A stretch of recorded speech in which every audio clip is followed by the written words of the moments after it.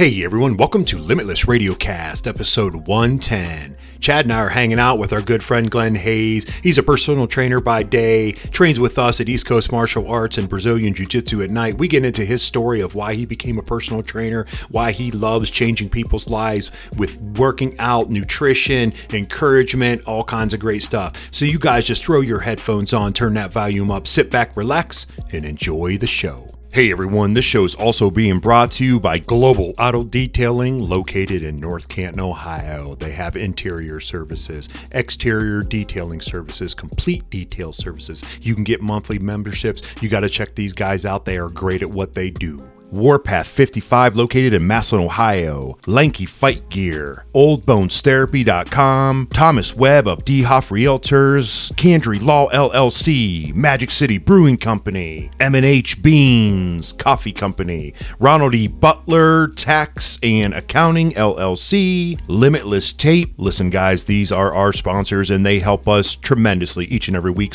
do this show. So we ask you guys to support them as much as they support us. Now enjoy the show. What's up, everybody? Welcome to the show. So Chad and I, today we're hanging out with a good friend, Glen Hayes. He is I'm going to mess this up, fit for life, personal trainer by day, and now a BJJ practitioner at night. I had a pop in my head of what it was called, Glen. I'm so sorry. Yeah, it was like My Fit Life. My Fit Life, yes. Yeah, that's okay. This is really cool because he's actually Chad's personal trainer, as Chad's training him to, eventually become a black belt in Brazilian Jiu-Jitsu. And he's a teammate member at East Coast Martial Arts with us. And so we have a great time. So everyone, welcome Glen in. Glen, thanks so much, man, for hanging out with Chad. And I appreciate it very much. Anytime. Thanks for having me. I appreciate it. I was flattered you wanted me on. So I was like, okay, cool. Yeah, it's good, man. I think it's good for people, especially in your profession, that during the day, it's important for people out there to understand, like, we're in a state of age, or an age of state, however you want to say that, is people need to be taking care of themselves. I don't care how old you are, how young, what age end, you should be trying to eat as well as you possibly can. You should be probably trying to put better nutrients in your body than we do in our society. America's probably the worst, to be quite honest, out of all people. And you're in that day-to-day operations. So, when Chad mentioned it about getting you to come on, I was like, yeah, man, like Glen's going to have a lot of great insight. I actually can speak high volumes because Drew's not on the show, obviously, and Glen can only say what he can say, and people can be like, oh, well, he's just saying that. Well, I can tell you for a fact that I saw a man transform his entire body for a year because I didn't see him in a year, and my youngest son and his son play football together. And when I saw him, he was jacked. He looked great. He looks fantastic. I didn't, I've mentioned this before in the gym, but I thought maybe he was sick because he looked so good, but he lost so much weight. And I was afraid to ask him, and someone else mentioned it. And I told you about this, Glen, and I was like, wow. And he mentioned you. He's like, I got a personal trainer now. I'm getting after it and stuff. And I was like, that's awesome, because so many of us don't do that. And even Chad. Now Chad's getting into the weightlifting. Chad, you haven't, you've talked about it on a couple of our other shows, but this is new for you.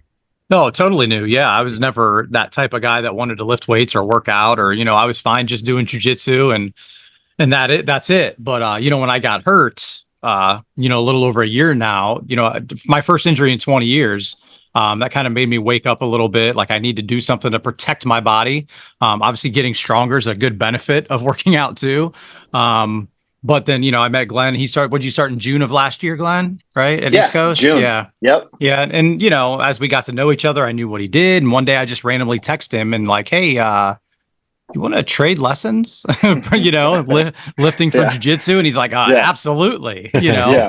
So it's been very beneficial. I was just thinking about this the other day. Like, I think, a lot of times when you trade stuff like that, one person benefits more than the other, right? Just for organically sometimes. Sure. But I think with us, man, it's a perfect. It's an even trade. It's an even trade, man. We're both getting so much out of, each other's work, so to speak. Yeah. So I appreciate, you even coming to me with that. 'Cause like you said, for me, I feel like I'm getting such benefit. Like, I'm getting better at jiu-jitsu.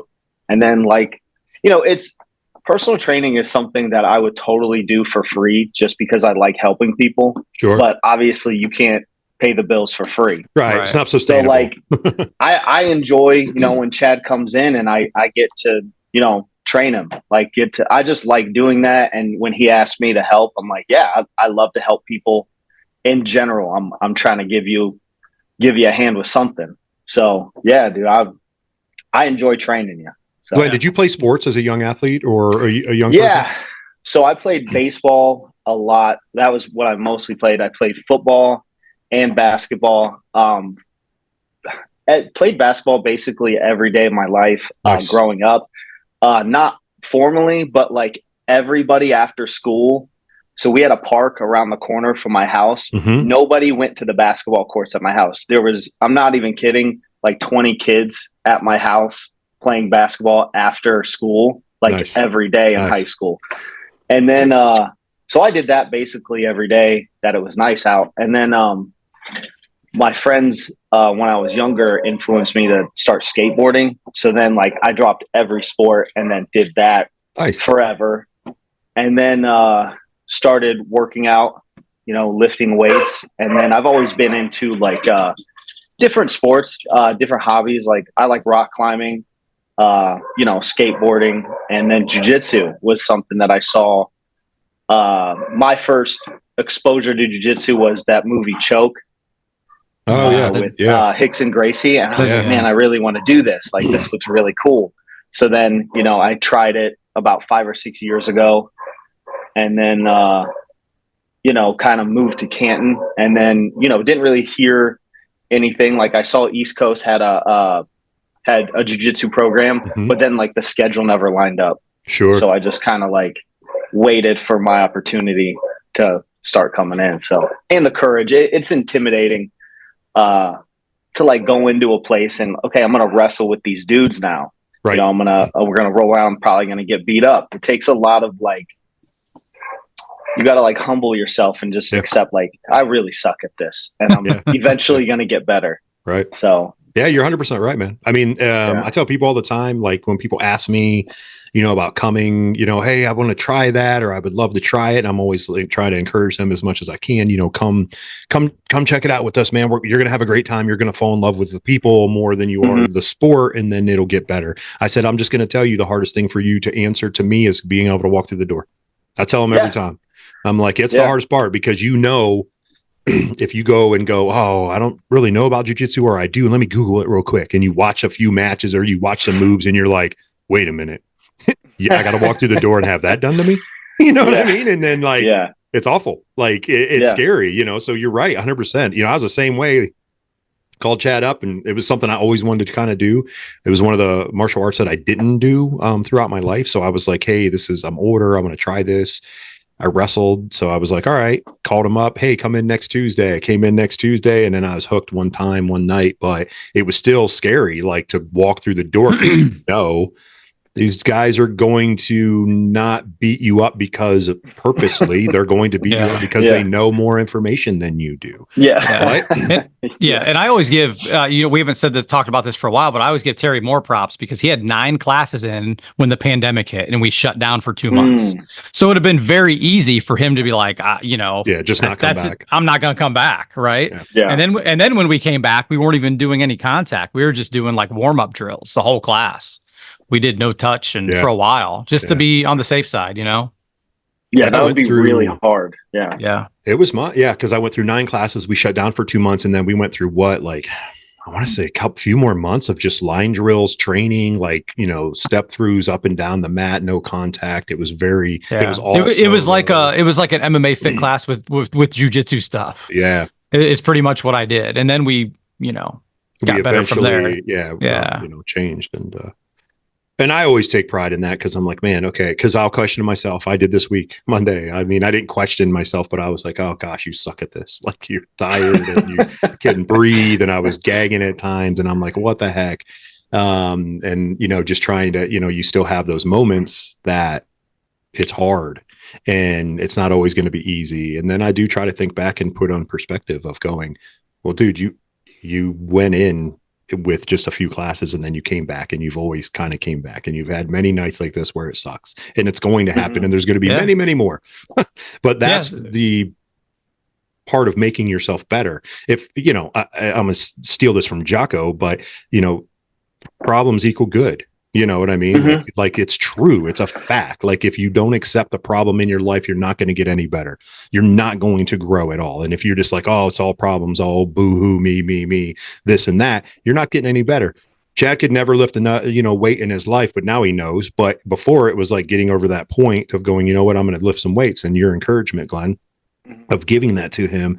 And it's like, oh, this is a problem. I can't do pull-ups, or I can't push this, or I can't squat that much. Good. That's good. Yeah. I'm glad you can. That's why you're here. So we can do this, so we can push better, you know? Yeah. Glenn and I had the talk the other day, Terry, about how when you said you sucked as a white belt and I said you should, right? Yeah. Because 100%. you don't know what you don't know. Glenn and I just had that conversation yesterday, I think, or Wednesday after we did our private. And it's like, you don't know things, right? I mean, you're like, I can't believe I did that. I'm like, well, you don't know any better.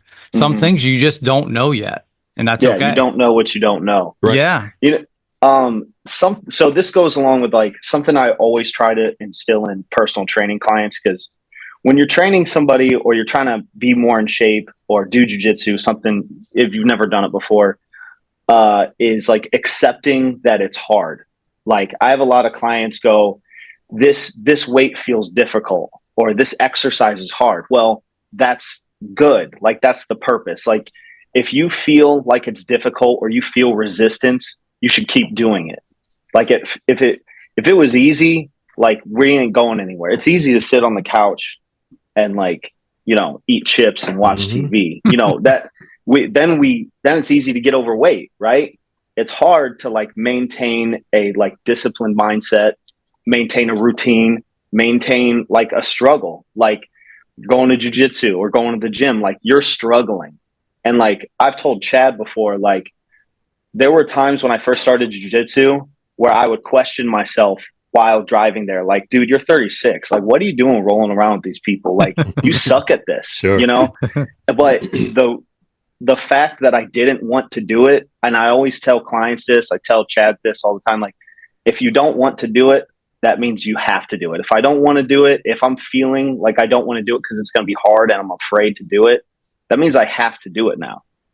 And like, I don't know. I try to approach most things like that, rock climbing or like skateboard. If I'm scared to do this, or if I'm scared to roll with this guy, well, I probably should. There's probably growth on the other end of that. And when you're trying to get in shape and it's like super difficult, like I don't want to get off the couch. Well, you can not want to, but you can just don't give into that.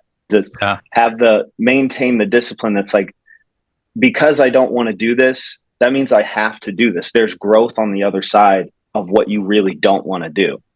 So every time. It's a great statement. Go ahead, Chad. You going to say something? Well, yeah, I was just going to say, Glenn and I have had a lot of, some text conversations. We're all texting, like we work out at 11 on Tuesdays and Thursdays for lifting. And we're like, man, I'm not feeling it today. I don't feel well. He's like, are you sick? Are you sick? Yeah. Or you just don't feel good or whatever, and you never get, shitty about it or anything, but you encourage that. Like, if you don't feel good, it's okay. But, you do encourage me to still come in. And it's just like jujitsu. I've never regretted showing up once I'm there, and you just got to kind of get out of your own way sometimes. And like, I just got to do this. Yeah, absolutely. Absolutely. Yeah. 100%. So I do this. It's kind of weird. I get people that tell me this is weird, and Chad knows I'm a weird guy.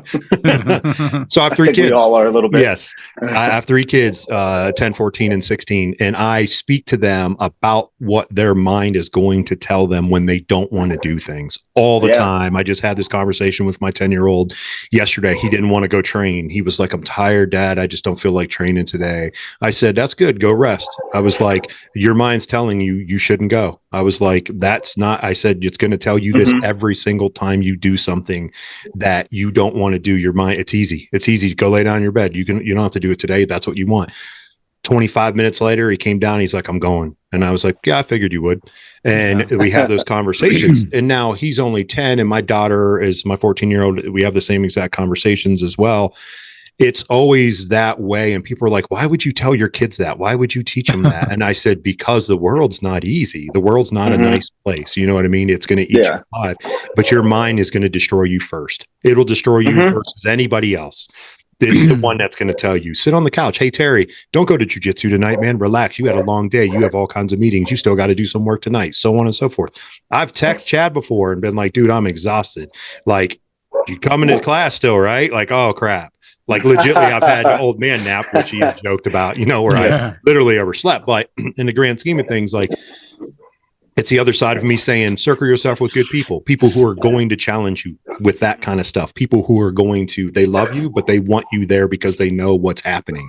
They know you're being told, hey, don't go to Glen and work out today, Chad. You're tired, dude. Sit down and watch a movie, man. Chill on the couch. Yeah. That's your brain telling you, your mind's telling you that, and if we can get over that and get more people to understand that on a daily basis on anything you do, I don't care if it's working out, going to make something for dinner, you know what I mean? Or something for your family or whatever, do it, so. Yeah. And still, sprinkle in those rest days when you can, right? Yeah. Be smart. Be smart. Yeah. And that was really hard for me at first when I started lifting, because I do jujitsu a lot, right? Like I roll a lot, like noon and evening, and do some privates here and there. And we'd get to Thursday when I work out with Glenn. I'm like, man, I am tired. And he's like, well, you should be. You're very active and do a lot of stuff, and it's okay to be tired too. So I kind of got over that a little bit because I was a little, down about it. And I'm like, I am, I'll be 49 this year. So I'm doing a lot of stuff. So it's also okay to be tired. It is. For sure. I think a lot of people don't give themselves like enough credit, or like, I have to stay on the gas constantly, right? Like or I'm going to lose it. Right. What I always tell people that are just starting is like, do it like once or twice a week and build the habit, right? Because it's easy to like set a New Year's resolution, right? And then you're like, okay, I'm gonna quit drinking pop and I'm gonna run every single day for 30 minutes. But usually you're gonna burn out right away because you're doing too much too soon. It's better to just, let's do this 2 days a week, build the habit, let our body adjust. And then over time, because usually people want to be, at 5-6 days a week right away. And I'm like that too. Like I want to be at the end result right there. And it's really hard to step back and go, all right, you know what? If I just invest in this twice a week, eventually, I will get in better shape, right?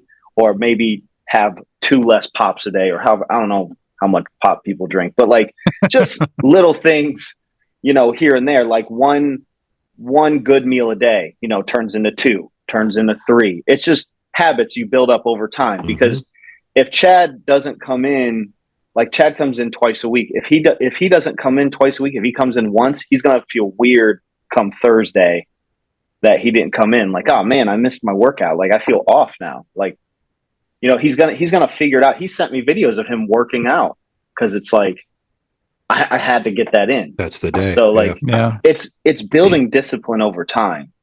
People go, oh man, it's really hard to get started. It is hard to get started. Yeah. But if you just do a little bit, over time, like again, I mean, Chad's a good example. Even Drew, doing the 30 minutes on the treadmill. Like every day, 3 days a week, whatever, just do something. That's such a hard thing to like commit to at first, but over time, again, I know I sound like a broken record, but just small little changes over a long period of time. It's probably one of the hardest things as a personal trainer, as a jiu-jitsu coach, to get people to understand in their mind. Today is not, obviously, cliche again, Rome wasn't built in a day. You know what I mean? Like, here we say it, you got to understand it, that you're not doing this all in one day. You're not doing this all in 1 month. Like, you have to commit yourself to do this, and it's going to be small little builds over and over. Get in a routine, get your repetition down all the time, and then be committed, build that habit, build that discipline, and then you get better at it. And then that stuff can actually leak into everything else you do in your life. Tell people all the time. Go ahead, Glenn. Sorry, I was going to say, well, you don't get overweight overnight. Right? Exactly. That's true. Yeah. Takes many nights of sitting on the couch eating chips and ice cream. Exactly. Drinking pop. Right. Beer, alcohol, whatever. Right. Yeah. Watching Netflix, like whatever, like, I eat pizza and ice cream every now and then too. It's just, moderation, 80. Moderation. Yeah. I heard obviously you both know who Scottie Pippen is, one of the greatest, forwards to play basketball of all time, obviously. And he said, people always asked, hey, Scottie, how do you stay in great shape, even throughout your life, whatever. And he said, just because you get a giant piece of cake brought to your table that tastes amazing doesn't mean you have to eat the entire thing. And I was like, wow, it's true. Is it hard? Super hard to do, but you have to discipline yourself to take little things. So, hey, I love pizza. Guess what? Don't eat 6 to 8 pieces of pizza from that large pizza. Maybe eat 2 and then be like, all right, I got to walk away from this. Easier said than done. 100%. I get it. I just eat bigger pieces of pizza. It actually, if you're going to eat 1 or 2 big pieces, then, might keep you from eating the whole 8 of small pieces, right. Vice versa. But, do things in moderation and then understand that you have to put back in the effort to get that off of you. Because if you if you cheated or don't do it right away, put yourself on a plan that's, going to take months of suffering, because there is no good that doesn't come out of suffering. All good comes out of suffering, whether you like it or not. People don't like to hear that, but it's true. People are like, oh, I suffered for what? For nothing. It's like, no, you actually did. You just didn't put it in perspective of what the outcome was from that suffering. So I don't get to eat sugar for 6 months or eat ice cream or whatever have you for 6 months. And then all of a sudden it's a little bit, well, I also lost a ton of weight in that 6 months and I got into shape and I'm really good. It's like, well, you can have a little cheat meal. Depends on what you want. Depends on how hard you want to push yourself. And everything you do. That's I love that you brought that up.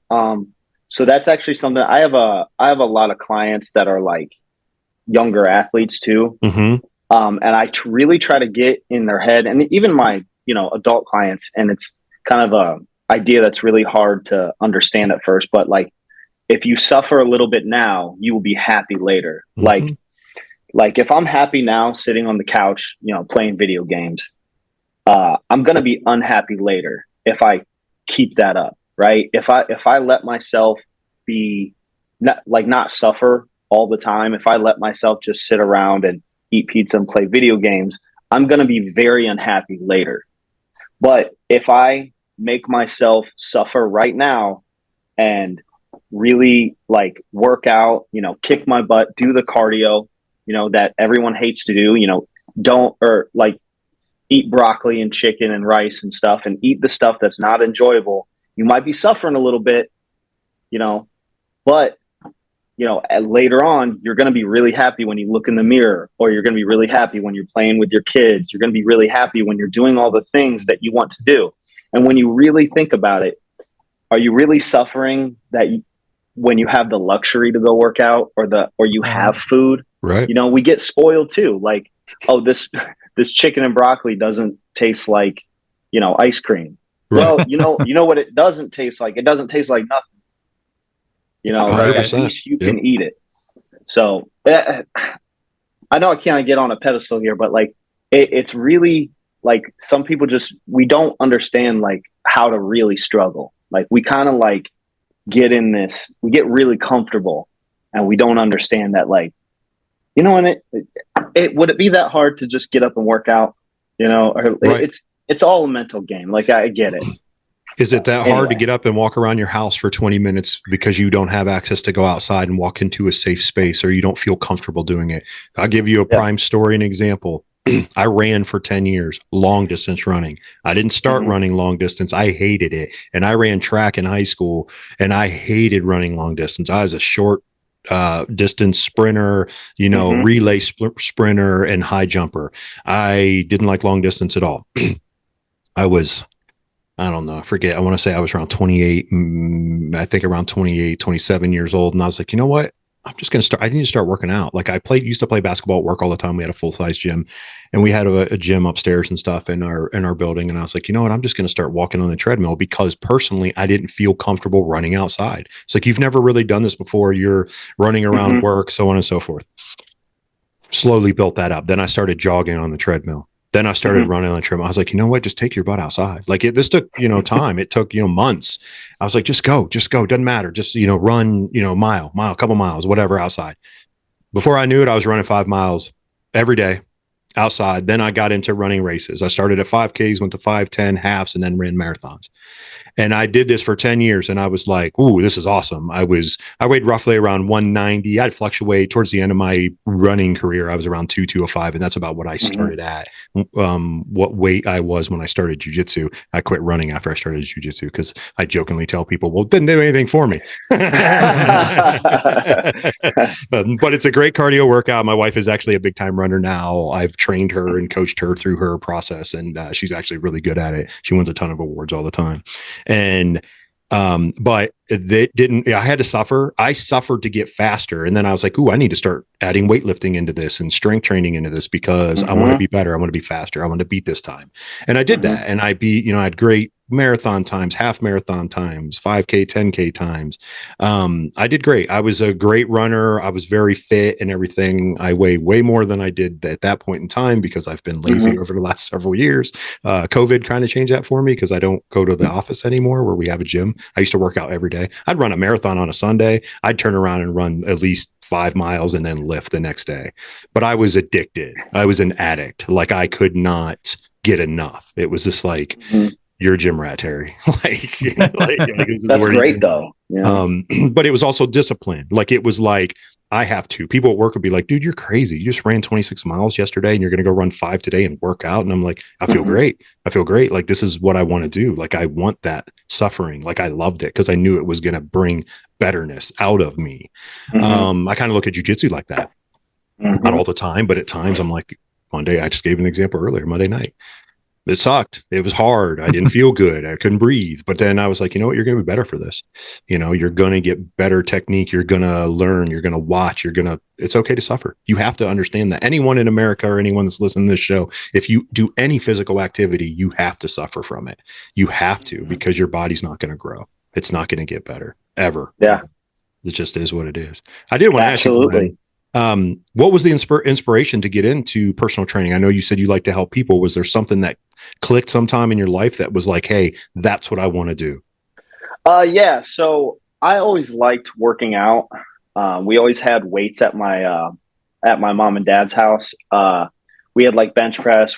My grandma always had like the fad stuff. Like, do you remember the Chuck Norris gym? Yes. Oh yeah. I love the Total Gym. Total Gym, wasn't it? Yeah. We had the Total Gym. We had these weird ellipticals. We had the Thigh Master, and we had those cement weights. I think everyone had at one point those cement sand weights. So I always saw like the older people in my life, right? And they couldn't move around. And I was a really active kid. Like I said before, I played, football, basketball, baseball, everything I could do, like to be active. I would always be active. And I remember, my mom and dad, and even like, my grandparents saying, I can't do that now, or like I'd be skateboarding and like, man, it must be nice to have balance and stuff like that. And I would always think like, I do not want to be that kind of person when I'm older that like can't physically, like I still have a physical body, like that's like, and I'm able to do things. Like I don't want to be, 30, 40, 50, like not being able to be active. So I was always smaller. So I always like tried to work out to make myself like feel good about myself and like build my confidence and like be bigger. So that's kind of like what really inspired that. And I always liked helping people at the gym, I always loved to help spot people, or like if anyone needs help with how to do, a certain exercise or anything like that. I was always into that. So I started personal training about 10 years ago. And, I bounced around from various jobs ever since. Was just like a gym rat that just worked out all the time and just, meathead type stuff.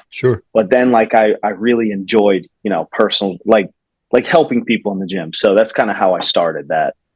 Oh, that's awesome. Good on you, man. Yeah. I mean, you saw a passion and you followed your heart, blessed with this ability to give people something. We lack a lot of people like this. Obviously I think there's a lot of people that exist. They're just afraid. They're just afraid to give it to people. Like they just, or they don't know how, or they haven't been coached or talked to well. They're like, you have a passion for something you love, and you're like, you know what, I can help people be better for their life. I can help the older people be able to walk around. I mean, Chad and I have joked, we've had other guests and, joked about having like a battle walker and stuff with our good friend Todd Fox, like coming off the mat, when you're 80 years old, trying to still do it and stay after it and stuff like that, but it's the fact of the matter is you do got to do some work now. Like you got to keep your body lubed up, and so to speak. You got to do it. One thing I want to commend you on too, seeing Chad in videos, and he'll send me videos when you guys work out, and hey, what do you think of this and whatever. Teaching great technique. It's been a huge thing that I always see videos, and I'm like, I don't care how much weight you're lifting. Like that's a terrible technique. Like you're going to hurt yourself, which seems to be a lot of young athletes, obviously, with social media now. Go ahead. What do you think? Sorry. No, you're good. I was gonna say, so that goes back to like people want the results now, so then they tend to pick up weights that they can't lift. So they're like, oh, I want to deadlift, 500 pounds. So then they literally just rip their max, however much that is, to get as close to that as they can, because they want to look cool. A lot of it is because of social media. They really want to like show out for their friends, or they want to like do the craziest thing, because a lot of that stuff you see on social media that doesn't even make any sense. Sure. To do. You just see them doing some wacky exercise where they're like doing backflips and throwing a medicine ball, and it's like, well, this that's cool, you can do it. That's an impressive feat, but like really what are we getting out of this?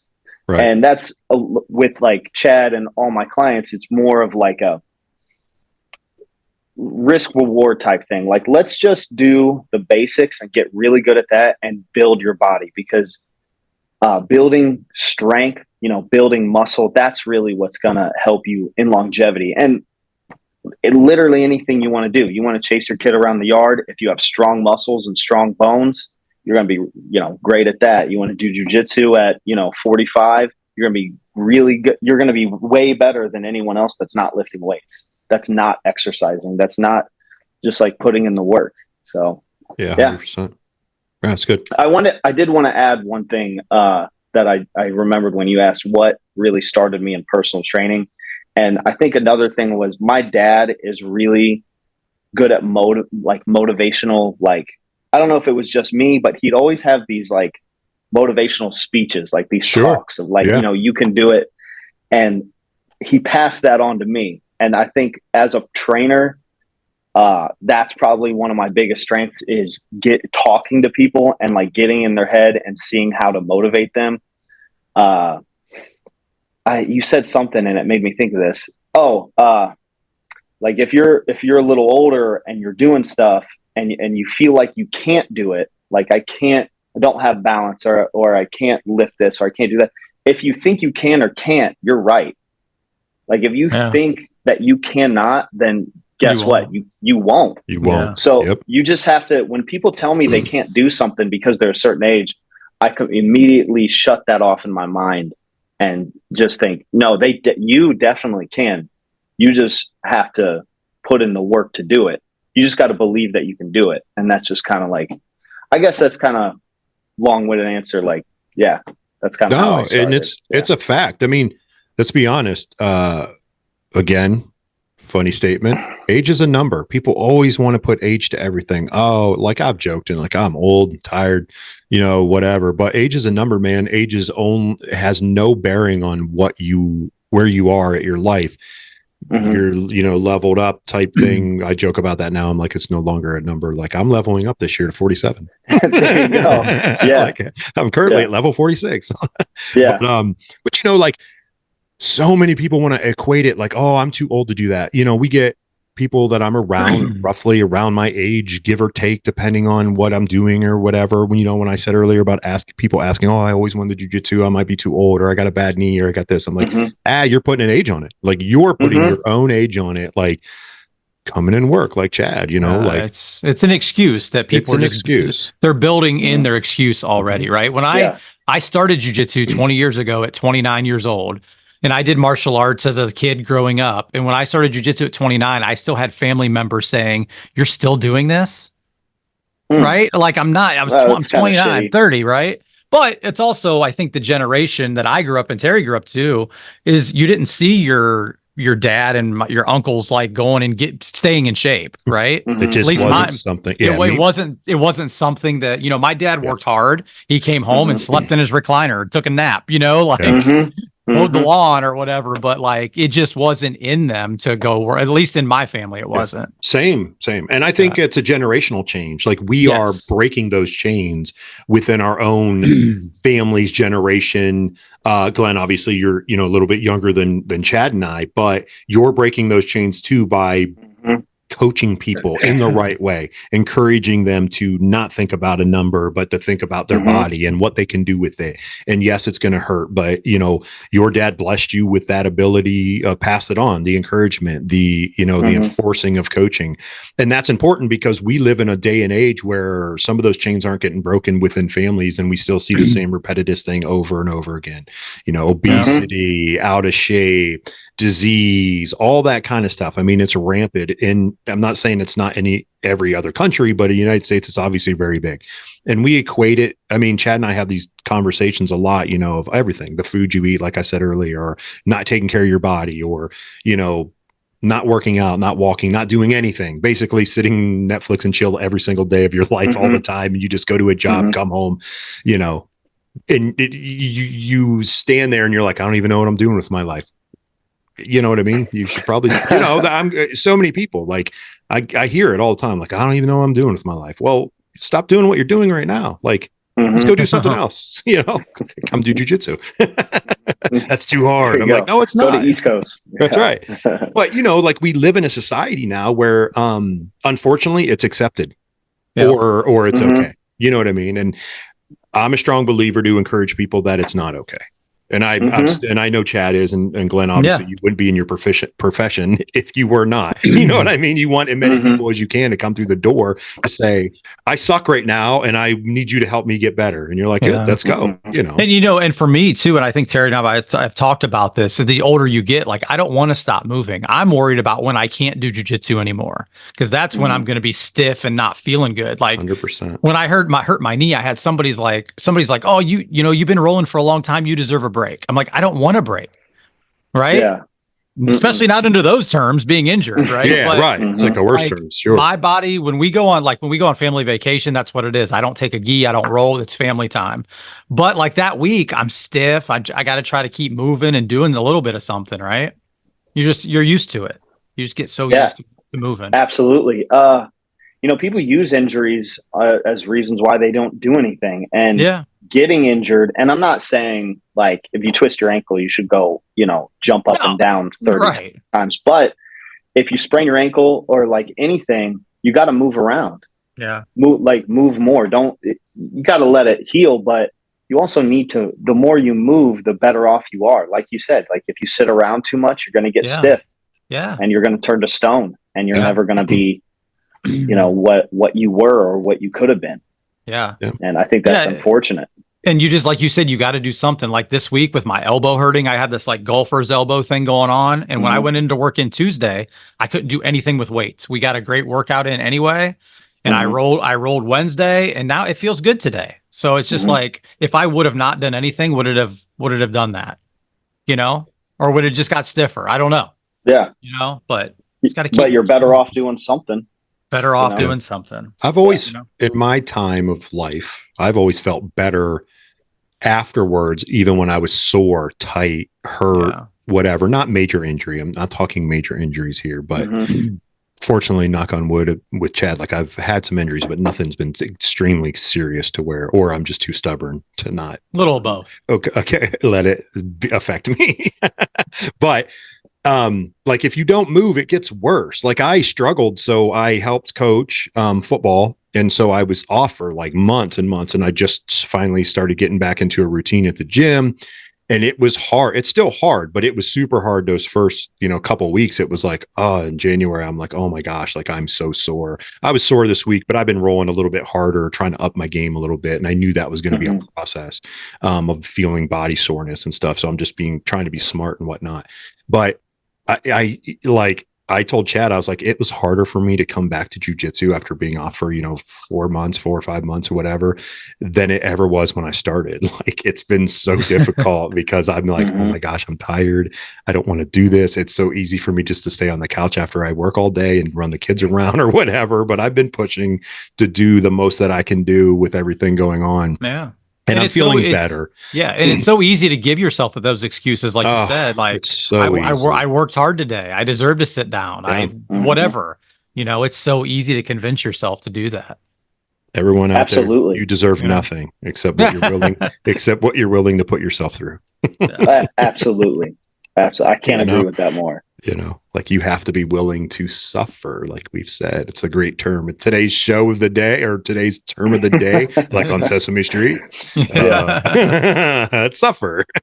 embrace the suck and embrace the suffer. If you're not willing to live in the darkness, then you're not willing to be better for yourself. Yeah. You got to live in that darkness to see the light. You do. It's inevitable. And anyone that walks through any door of someone that's going to help them, their goal is to get you to that point, like Glenn and, Chad training in jujitsu. So it's super important. But let's switch gears a little bit. How's jujitsu going for you, man? How you liking it? How you feeling with everything? Good, man. I love it. There's that Monday I was telling Chad, I was like, you just have those moments where you're like, dude, what am I doing wrong? Why do I suck so much? And then Wednesday comes along and I'm like, oh, I'm pretty good. Like, good. Yeah. I know what you mean. From your feeling from Monday. Yeah. When you walk away Wednesday, you're like, dang, all right, I'm not so bad.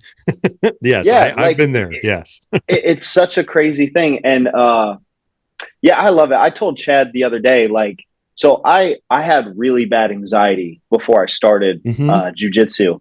And I started in June. Yeah, I started in June. And honestly, my social anxiety is pretty much gone. Just from that was probably the biggest part, was the social anxiety and like feeling like just like, I don't know what I was thinking, but just like out of place and all this stuff. Just that going to jiu-jitsu just helped with that in general. Yeah. Like being around people, you're going to have to roll with some stranger. You're going to have to like wrestle and breathe pretty hard and sweat with them. You'll get over the anxiety of meeting new people easily that way. And then as far as like getting better at it, or like just like the skill aspect, I mean, that's just so fun right there. Like the sport of doing it is so satisfying and it's challenging. And I love lifting weights. I love, squat, bench, and deadlift. I love doing some meathead curls and stuff like that. But, for me, I just needed something more, like something more. I don't know. It's just such a solo thing. You're just in in your house or in your gym lifting weights, and then, doing jujitsu, you're with a group of people. You guys are like-minded. You guys are having fun, joking. So like, I'm loving it. East Coast is great. The environment is great. The coaching is great. I mean, it's not like because I was worried about, going to a new jiu-jitsu gym after being one like 5 or 6 years ago. Like, I didn't know if it was going to be kind of like, I don't know what the vibe was going to be like, but man, it's great. It's so positive and like encouraging. So I appreciate you guys for that. You don't want the gym to be like, let's say, in quotations for all you who don't subscribe to our YouTube channel, I'm quotating right now, of like a meathead gym. Like, oh, I'm just like, hey, let's go beat that guy up constantly over and over and over again. Yeah. You know what I mean? Like, that's like Chad, and I do this all the time. I always speak for him because he's just being quiet over there. But that's atmosphere, man. Number one, East Coast is atmosphere. Like, that's the number one priority, that when you walk through that door, and it's the atmosphere that you feel like you were wanted there. That we want, we want you there because we want you to be better, not because we want to beat you up. And I tell everyone that I ever see, I'm like, we want you here. We want you to be better at this, because we know how hard it is. It sucks, and it's hard to walk through the door. I think Chad and I both are natural introverts. However, throughout my life, I became more of an extrovert, and I do get energy from people. And two things really boosted that. Jiu-jitsu was one. Even, I started getting, I think it was just wiser, more confident in myself as I got older, but jiu-jitsu changed that a lot. And doing podcasting. When we started doing podcasting, like people are like, oh, like you talk? Like, you talk all the time. Yeah. I think a lot of us are like, I think a lot of us are like that, like where we like people, we like talking, but on our own terms, right? Yeah. We've all probably had that where we've made plans like, oh, it's Friday. Yeah, I'll be there. And then you're like, the closer it gets, like, I don't want to go. Yeah. I don't want to go there. Yeah. Yeah. So. I don't know what kind of introvert that's called, but yeah, my wife says it all the time. She's like, you get energy from people, but it's got to be like your people, like someone, it has to be people you can be around. I'm like, I know, because there's a million times I've been around people and they're like, you okay? You're so quiet. And I'm like, I'm fine. Yeah, because at the same time, I really don't want to be here. But you can probably really feel the bad energy from people too, or the negative energy. Yeah. Like I can really feel that on people. And that's actually a great point, Chad. I grew up in my family's super weird at times, and there's certain things that I do not like to go to with my own family. And my wife knows it. Thank God I married an amazing woman, because she knows it every time, because my anxiety will get really, really bad to where there's an event coming up and we all have to go to this thing and we have to be there. And I'm going to be the uncomfortable one there. And it's like my people, my family, and I'm going to be the one that's uncomfortable, don't want to talk.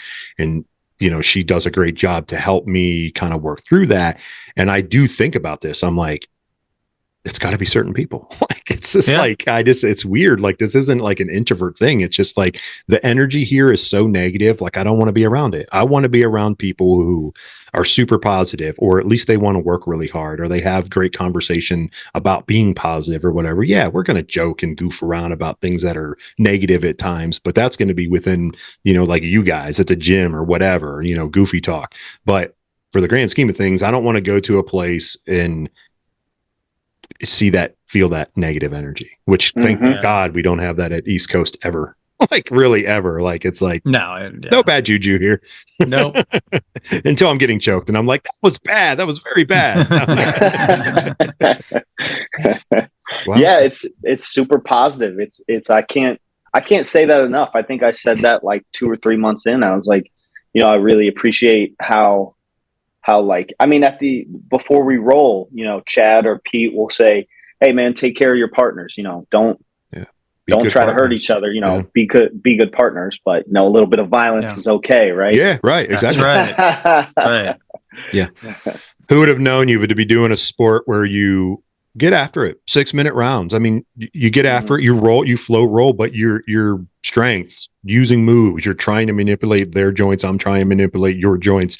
And then when we're done, we clap hands, might hug. Hey, great job, man. Great job today. Yeah. Whatever have you. That doesn't happen. I mean, that happens in most jiu-jitsu places. Yes, that's a fact. But outside of jiu-jitsu, that doesn't happen. You know what I mean? And people don't understand that. You get arrested if that happens anywhere else. Yeah, right. Yeah. You're getting arrested 100%, Chad. Yeah. It gives you something that nothing else gives you in your life. Like, it's really weird. People hear it that don't do it. It's like, what are they talking about? It's like, the best I could tell you is come see, man. Like, it's odd. It's a very weird thing, but it's a great thing. Like, it's just, well, I'm glad we're able to share it and experience it, with, who we do that with. Yeah. You're right. Yeah. Just not, and it's getting bigger, obviously. I mean, we know the sport's growing. There's a lot of, obviously, social media has grown it. Speaking of social media growing a particular area, in your time of personal training, would you said, Glenn, about 10 years, right? Okay. Has social media helped it or hurt it? That's a tough so this is the same thing. So yeah, like jiu-jitsu, we asked this too. Chad, the same exact thing. Like, it's a tough question. So both, because like all of a sudden everybody's an expert, right? Right. You got an armchair expert everywhere. Everyone has a phone, so everyone can comment and say some negative stuff, right? Or say like, you did that wrong, or you did that armbar wrong, or whatever. But then at the same time, we have things like this where we can, hopefully talk about, and someone listen to, like, I need to be more disciplined. But then you have other people who are just like, like they'll be real negative about it, about what you're doing and stuff like that. They want to hate on you because you look this way, or you're doing something this way. So it's really tough. You have and the fitness industry there's a lot of, people, taking a lot of things, people doing a lot of, getting a lot of surgeries and stuff, and not being honest about it too. Mm-hmm. They'll be like, do these booty band workout, and then you'll get this, huge, whatever. And then they've had surgery. Right. But they've had surgery. So like the fitness industry is weird, man. It's social media is tough. I don't know. I think it's hurt it and helped it at the same time. For sure. I don't know how to answer that, but I'm sure it's the same with jiu-jitsu. Yeah. You have to weed out the good with the bad. And, like, I'm sure, I don't know if you get clients coming in and they say, hey, can I do this workout? Or, we get that in jiu-jitsu a lot. Like, how come this armbar doesn't work? I'm like, it's because you missed the details, right? You don't, again, you don't know what you don't know, what you're looking for. Remember that video you watched on Instagram? Yeah. He didn't show you that detail. Yeah.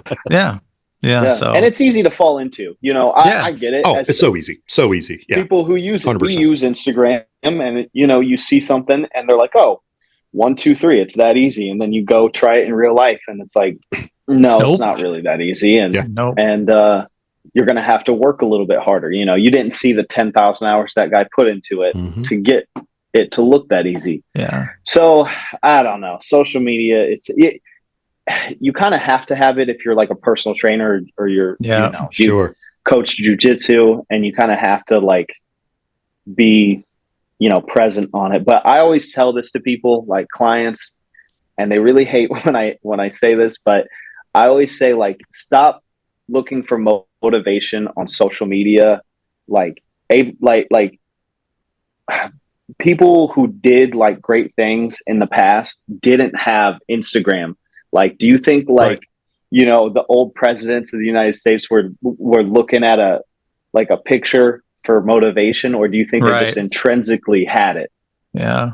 Within them to do it. So yeah, Arnold wasn't on Instagram. He was just lifting. He was just throwing weight around. Exactly. Yeah, that's a much better example. Like Arnold Schwarzenegger wasn't over in Austria looking at Instagram being like, oh, trying to get some motivation. Yeah. No, dude, just get up and do it. So yeah, social media is a funny thing now because people have used it for a personal motivation. And I think old school people use their own internal perception of things in their close circle of people for their motivation. Well, and that's the other. Go ahead, Glenn. Sorry. No, you're good. But that's the other thing. Social media will kind of pervert your perception of what is like reality or not, because you'll see 100%. People jacked out of their mind, washboard abs, benching 500, and then you're like, oh, I can only do 135, or like this person, why don't I look like that? Well, that person has had a lot of surgery and they dump a lot of money into their body, like and you kind of like lose what's for real. Like, give yourself enough. People don't give themselves enough credit nowadays because they're not a black belt, because they can't deadlift 500 pounds, when honestly, probably you should give yourself more credit, because 1, you're stronger than you were yesterday, and 2, you probably are a lot stronger than a lot of other people, which you shouldn't be comparing yourself to. But if you really wanted to, if you want to be realistic, if you want to be realistic about it, it's just it really does. Go ahead. Yeah. No, I was just gonna, we never compare apples to apples, right? Yeah. 100%. Jiu-jitsu, Terry, we've talked, like, I'm not gonna, Terry as a blue belt, I'm not gonna compare him to Trace and think he can do the same thing that Trace can do. And 100%. Same thing with you. I'm sure with you, when you have clients, you're gonna work somebody out different that's in their late 20s, that's in their late 40s. Absolutely. So, but by nature, we're just naturally want to compare ourselves to that person that's doing better. Sure. Or use it against ourselves. Like, again, that's where it comes up that I'm older than that person. I can't do that. So it's definitely it's definitely a back and forth on where you have to dance that line a lot. Mm-hmm. It's hard, man. I think it's hard more now than ever, obviously, with the amount of technology, social media stuff that's out there. Let's be honest. Have supplement companies helped us or hurt us as a society? They're everywhere. Anything, all kinds of stuff. You name it, it's out there. You want to get skinny, take this. You want to get strong, take this. Mm-hmm. Does it really work? I don't know. Let me comb through 15 pages of documentation telling me it does. Is that real? Is that legit? It's awful. Mm-hmm. You know what I mean? But at the same time, if there's a supplement company that wants to sponsor the Limitless podcast with some creatine and BCAs, we'll take it. Yes. Yes. That's 100% a fact. That is two things that Chad and I, and Glenn, you can speak to this better than I can from a knowledge standpoint. But I will tell you, creatine is probably one of the most supplements that you should take in your body on a regular basis. I don't care how old you are, because it is a huge building block that's going to keep your muscle tissue strong after tearing with the protein blocks and the protein. Obviously, you need protein, and BCAAs, the branched chain amino acids, are extremely important. And as you age, they actually diminish in your body, just like creatine does. And we do not get enough of that from our natural foods to supply it versus a 20-year-old. So anyway, that's my spew on it. So yes, if there's anyone listening right now and you would love us to sponsor, I can do, we can do live reads during the show. We can do all kinds of great stuff. We will pimp out your product as much as you want to. And we have fair rates. We are cheaper than anybody else out there that advertises, because there are some people that charge ridiculous amount of money to run advertising. And it's like, okay, I'm not doing that to you people. Like, you have a great product. Awesome. Let's do some switch up, pay a little bit, do a discount code, whatever, get our listeners to get on board, whatever. So yeah, that's my spew. Thanks. Sorry, Glenn. I just took some time. Hey, man, it's your podcast. Do what you got to do. That's all right, brother. But you're right, man. Creatine is the most studied supplement ever. So yeah, it's proven to work. So I think, Chad, how long you been taking it? It's been... I mean, since I took it a little bit before I started. Yeah. Right? When I was doing like push-ups and pull-ups, I would take it a little bit, but it was never consistent. But since I've been working out with Glenn, which is probably what, Glenn, 5 months? I don't even, something around there, maybe 6 months. I don't know. I've taken it every day consistently since then. Good. And then BCAs I take twice a day typically. So, and I feel like, I mean, even Glenn's asked me, he's like, how are you not sore for as much as you do? And I'm like, I really think it's that. I think it's those things. Yeah. I ask him that all the time. Like, you roll how many, like what, 7, 8, 10 times a week? Like, probably more than that. 20, 30 times a week. Right. Yeah. And like, so I'll come in on Monday and we'll roll like 4 or 5 times, before class, right? Before the noon class. And then noon class, you roll what, like 3, 4 times? Yeah. Depending, depending, maybe 5. Yeah. And then that night. And then night class too. Yeah. Dude, I just do an hour before the noon class and then, roll at the noon class. And I feel like after I go sit down at home, I feel like I got in a fight and I'm like walking around like this for a minute. And I think I told you the other day, you did get in a fight depending on who you rolled with. That's a fact too. And you'll feel, as you get better at jujitsu, you're going to feel differently. Like I don't put out a lot of effort during that whole 6 minutes when I'm rolling. I pick when I put out my effort. Right. Yeah. So that goes into it too, but I really think those two things have saved me with feeling good. Yeah. And we even talked and joked about placebo, and it's like, okay, so what if it is placebo? Do you feel better? Yeah. So there you go. So it works. So keep doing it.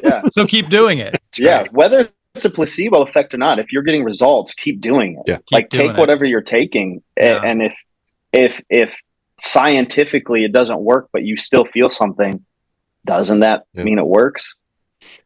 So you're right. And the nice thing about those is, not to, so to speak, beat a dead horse here, but there's a ton of scientifically backed information and data on that stuff versus so much that's out there in the market. Like, hey, take this and you'll feel great, A, B, C, whatever. And there's not a whole lot of data on it. Or there's, like I said, there's 15 different websites that tell you why it's good, but there's really no science scientific backing versus, creatine and BCAAs, which have been around since like the dawn of time of working out. You know what I mean? Like, so that's good. Like I've told Chad over, I was like, yeah, man, like if you're taking them, it's good. It's something that I have always taken. And I actually, this week I was like, you know what? I text Chad, I took Wednesday night off. I was like, man, I'm really sore. I've worked pretty hard the last couple of days. And I had some family stuff like going to the store and getting groceries because we had no food in the house. And I said, that's my real excuse why I'm not coming to the gym. But I was really sore. And I was like, man, maybe I need to start taking it again because I'm not taking anything right now. I was taking vitamins regularly. And at the beginning of the year, I stopped cold turkey taking everything. So I think my body result is ouch. So it's difficult. But anyway, yeah, just back to the supplement world and in your world, Glenn, I wondered if that also affected things too, like social media does. Obviously, it's a big thing for you to combat. Or do people come in and they're like, hey, I saw this ad for this product. Should I take it? Do they ask your opinion? Like your clients ever? Yeah, luckily, my clients are pretty good at saying, hey, I was thinking about taking this. What do you think? This or that. And, sometimes you got to steer them in the right direction or say, I don't think you're ready for that yet. So a lot of people want to take pre-workout. You always see like, I need a pre-workout. Yeah. So I always say, just drink some coffee, because that's basically all that's in your pre-workout that you are going to see a benefit of immediately, right? You can see the immediate benefit of caffeine, and that's all you really need. But the other thing is you don't want somebody to rely on this. Like, oh, I'm out of pre-workout. I can't work out today. Right. Yeah. I want to eliminate all the excuses. Yep. Yeah. So usually I always just recommend like fish oil, vitamin D. If you work out consistently, I recommend creatine, but sometimes, you get a client, adult or like young athlete that's like, I want to take creatine, or should I take creatine? And I always ask them, how active are you? How committed are you to being active? Because one, you have to take creatine every day. And two, if you should at least, be active more days than you're not throughout the week. I really like, Oh, no, I was just going to say creatine will create water holding too within your body.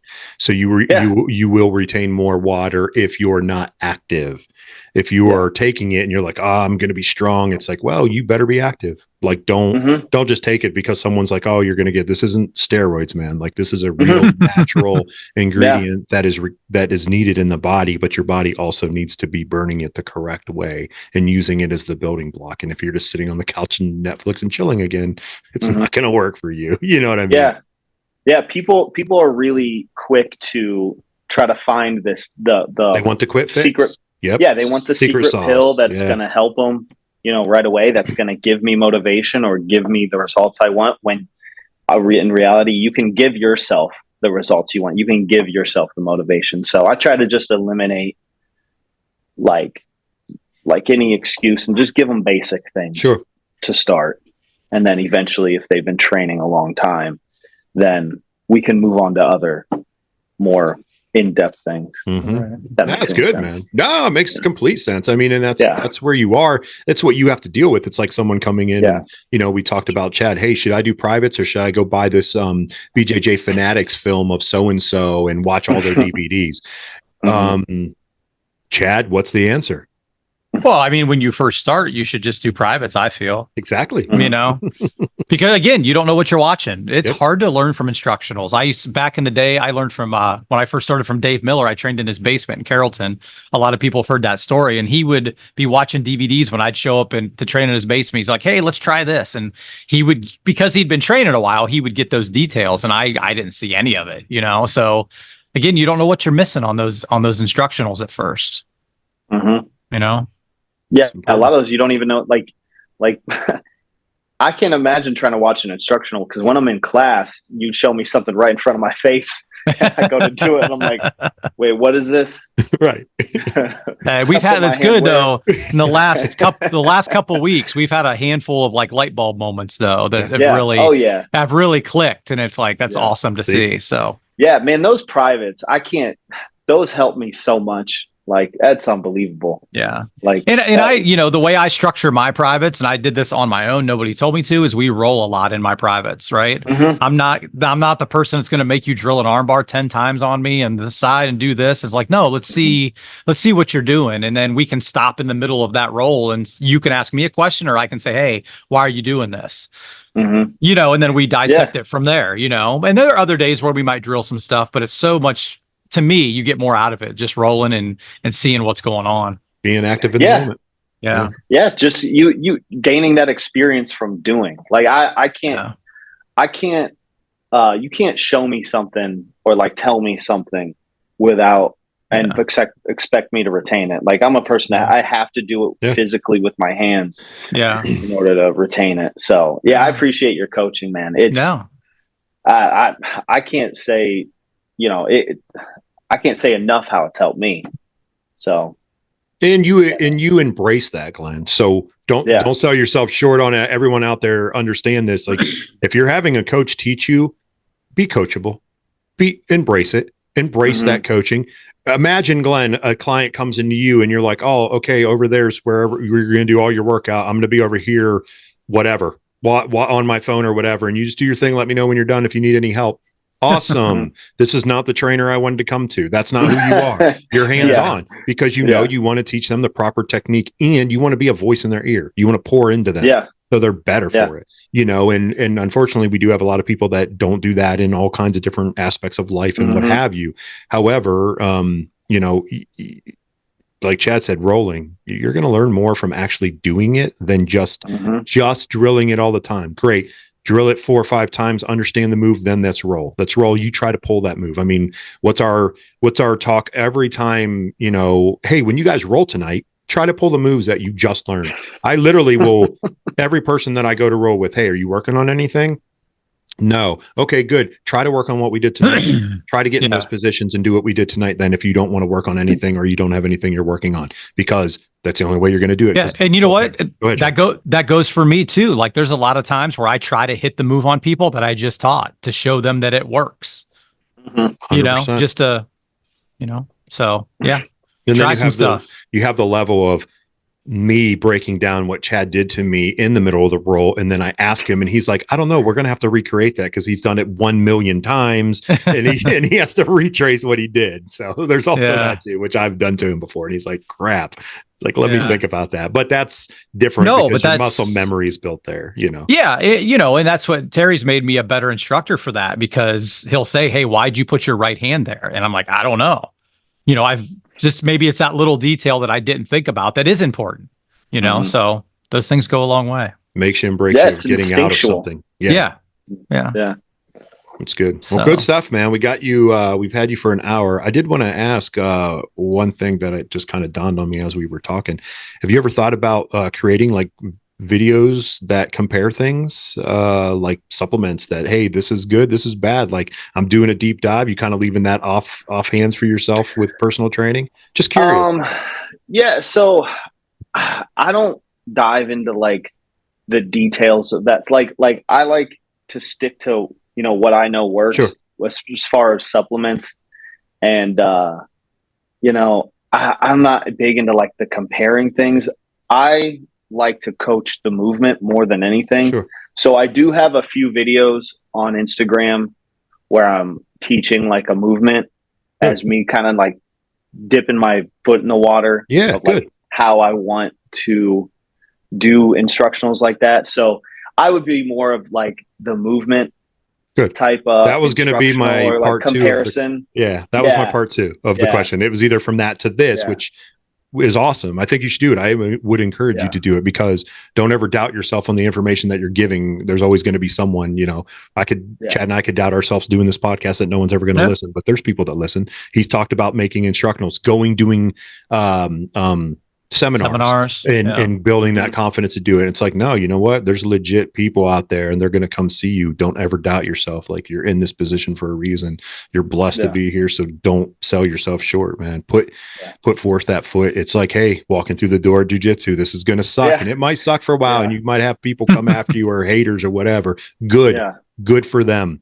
good. That equals something good for me. You know what I mean? So, keep doing what you're doing, Glenn. And other thing, would you ever consider doing, I don't know how this works, almost like a seminar, but like for young athletes, like teaching them like, hey, we're doing a 6-week course on speed and agility, or we're doing a 6 weeks course on XYZ, whatever. Just curious. I've seen this lately because I have kids that play sports.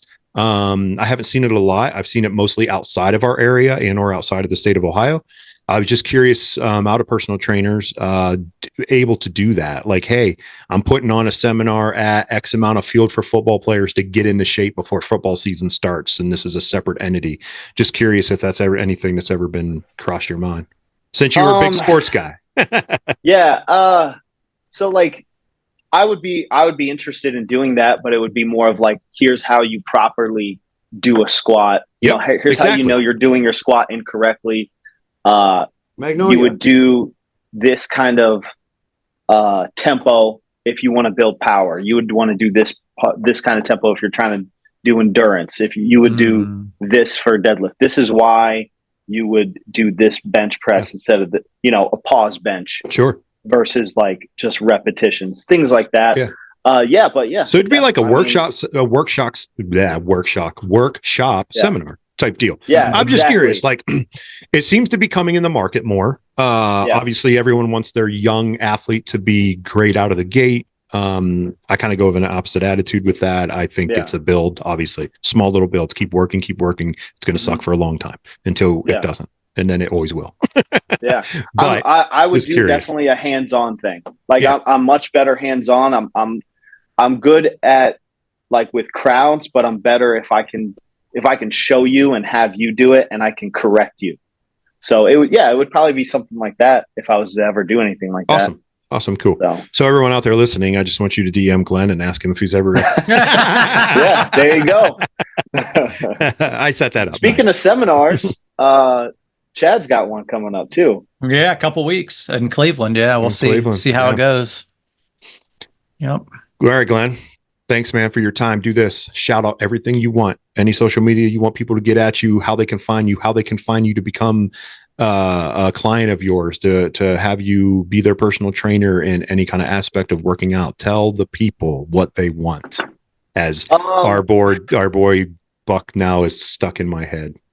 You can find me at 1NGlenn on Instagram. I think there's an underscore in there somewhere. I think it's _1NGlenn because my name has one N. And My Fit Life Personal Training. Go on Instagram, go to My Fit Life Personal Training. I'm at the one on Fulton. I don't know if people from Canton are listening to this, but if you're interested, you can also DM me if you're interested in personal training. Just shoot me a message. And I'm looking at it right now. _1NGlenn. There you go. Right on. Yeah, there you go. So if you want to, find me and have questions about personal training, how to get in shape, shoot me a message. If you live in Canton, though, come on down to My Fit Life Personal Training. There you go, everybody. I'll have that stuff in the bio as always, each and every week. Can't thank you guys enough for tuning in. Can't thank Glenn enough for being with us. Obviously, my partner in crime over there, Chad. Appreciate all you guys out there. God bless you guys. God bless you, Glenn. Keep doing what you're doing. And thanks, everyone. Until another show drops, you have to wait to hear this awesome voice. Sorry.